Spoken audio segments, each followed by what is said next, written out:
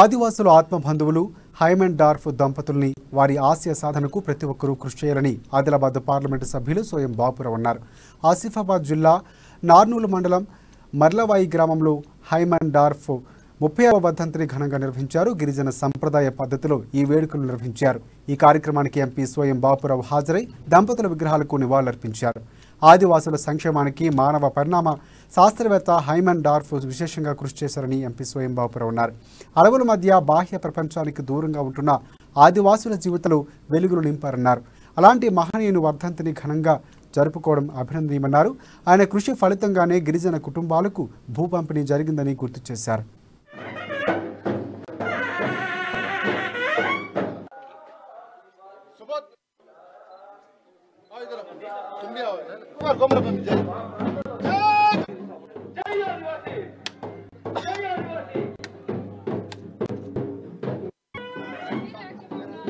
మనము జంగుబాయిని ఆరాధైవంగా మనం భావిస్తాం.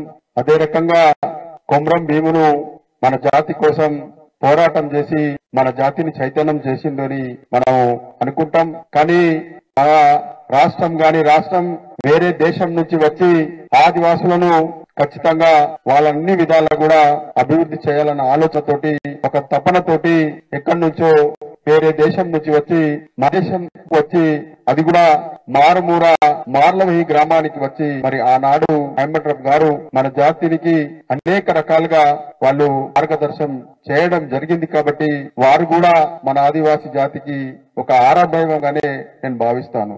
ఎందుకంటే ఆనాడు మన ఆదివాసీ సోదరులందరూ కూడా మరి అడవిలో ఏదైతే గడ్డలు గాని అడవి ప్రాంతంలో ఉండే పొలాలు గాని ప్రపంచానికి దూరంగా ఉన్న ఆదివాసులందరినీ కూడా మరి ప్రపంచంతో సంబంధాలను పెంచే విధంగా ప్రయత్నం చేసి మన జాతిని ముందుకు తీసుకుపోవడం జరిగింది.